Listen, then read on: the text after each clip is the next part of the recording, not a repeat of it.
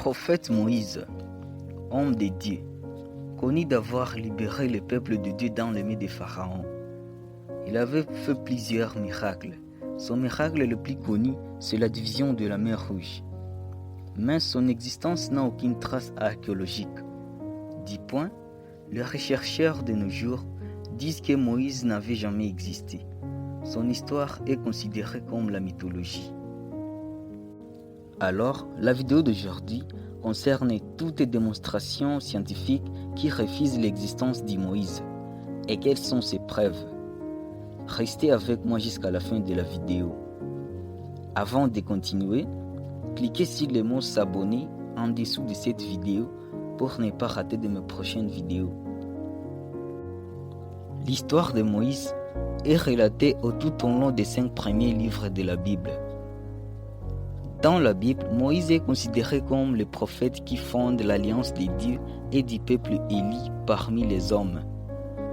Il est né au XIVe siècle avant notre ère, dans une tribu immigrée d'Égypte, au moment où les Hébreux sont des esclaves. Un jour, Pharaon, craignant que ces derniers ne deviennent trop nombreux, ordonne la mise à mort des garçons nouveau-nés. Moïse, encore bébé, est alors déposé sur le fleuve Nil dans un panier flottant.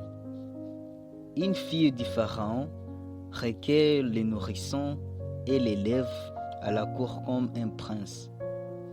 Devenu adulte, Moïse tue un contremaître égyptien sur un chantier qui était en train de battre un ouvrier hébreu. Prenant alors conscience de ses origines, il s'enfuit dans le désert et mène une vie de berger reclus. Mais alors, vers l'âge de 80 ans, fait paraître le mouton sur le mont Sinaï, Dieu venu en esprit dans un buisson ardent, lui révèle sa mission prophétique, de libérer les Hébreux du joug égyptien, de les conduire en terre promise dans le pays de Canaan. Commença alors traverser le désert de la presqu'île de Sinaï, qui durera 40 ans avec 600 000 familles. Tout en route, Pharaon mena une poursuite à Moïse. Du point Moïse retrouvant la mer Rouge devant lui, il prit Dieu et le miracle s'exécuta. En divisant la mer Rouge en 2 parties, dont les Hébreux trouvant un chemin à passer, et la poursuite du Pharaon termina par périr dans l'eau. Alors, c'est dans tout ça que la Bible représente Moïse comme un grand prophète de l'histoire, qui propageant les 10 commandements de Dieu. Alors, les recherches de nos jours disent que, jusqu'à maintenant, il n'y a pas toujours une preuve archéologique qui affirme l'existence de Moïse et de son long périple.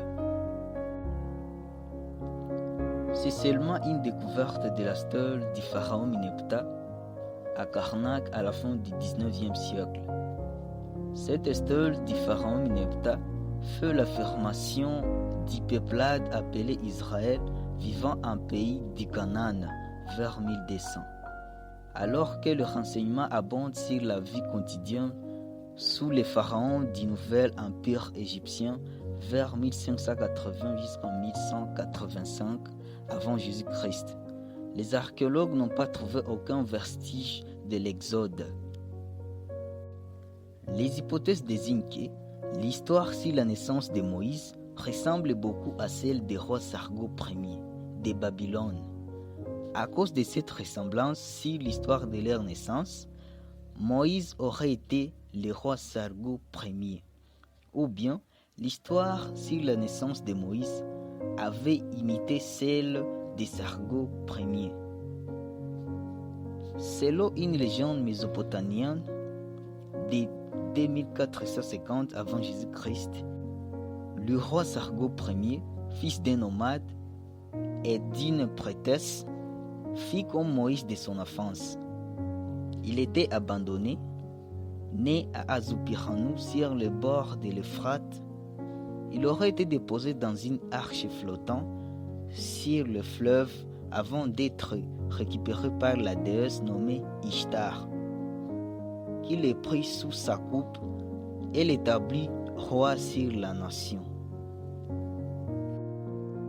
Le nom Moïse est un nom égyptien qui provient des suffixes Msès. Msès signifiant enfadé ou engendré par. Les noms des dieux égyptiens étaient composés en deux mots, dont le premier c'est Ra. Ra signifie Dieu soleur d'Égypte. Deuxième mot c'est Msès. Ensemble on trouve un mot Ramsès. Ramsès signifie fils des dieux Ra. Le nom Moïse qui veut dire Ramsès est un nom de la divinité disparue. Donc, il ne désigne pas qu'il était fils de quel dieu égyptien. Il reste un nom inachevé et souvenez-vous, la Bible présente ces prophètes comme un étrange vivant au pays des pharaons. Pour certains égyptologues disent que les envahisseurs d'origine sémite appelés Hyksos qui ont régné l'Égypte entre 1730 et 1580 avant d'être chassés par le dieu Ahmosis. Pour d'autres encore, Moïse aurait été l'un des Sémites placés à l'époque des Ramessides du 18 à 17e siècle avant Jésus-Christ. De nombreux documents égyptiens mentionnent en effet l'existence de fonctionnaires au royaume d'origine sémique. Les Sémites étaient les hommes venus en Asie mineure qui portaient double patronyme.